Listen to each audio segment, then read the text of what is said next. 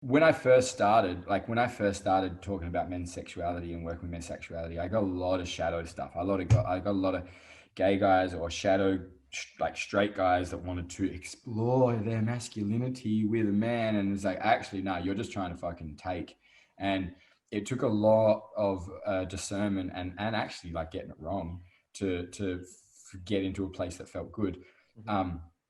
But for me, I don't even give a shit anymore. Like now, if I get an unsolicited dick pic, it's not an issue. You know, it was at the beginning because I was like, oh my God, how fucking dare he think that I would be okay with that? You know, it's like this huge resistance. Like, what a fucking wanker. Like, you know, there was different layers of it. And now you're right, I fully understand. I'm just like, hey man, especially gay men, right? Because gay men have a lot of like, they want to be loved. They want to be seen. I've worked with heaps of gay men. There's heaps of trauma in the gay world around being loved, being a top or a bottom.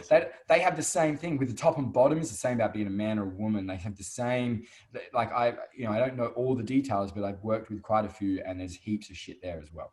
So much shit. No pun intended. Hey. Now, when I get an unsolicited dick pic these days, it's really mellow. It's just like, hey man, that's really inappropriate. I didn't ask for that. Can you please not send that to me? I appreciate your desire to be seen and heard, but I'm not sure at what point you thought that this was okay, but this is not okay. And if you like, why wouldn't you at least ask or say like, hey, blah, blah, blah. It feels really like unfair for me to receive that from you without, you know. And so I reframe it in a way of like, hey, I'm not trying to shame your sexuality at all, because I understand that we all want to be seen and heard, but do this with someone that you have a connection with and that, you know, whatever. Send it to Paisley. Send this to this guy. At Paisley Hart _ Paisley Hart. He'll pin it on the wall. It's so funny, like some of the interactions of men are like, well, I'm just a dirty little gay boy, you know, and they put, and I was like, no, you're not a dirty little gay boy. You're a beautiful man that wants to be seen and heard, and you're looking for love, and you just don't know how to look for love, and this is your only way of doing it.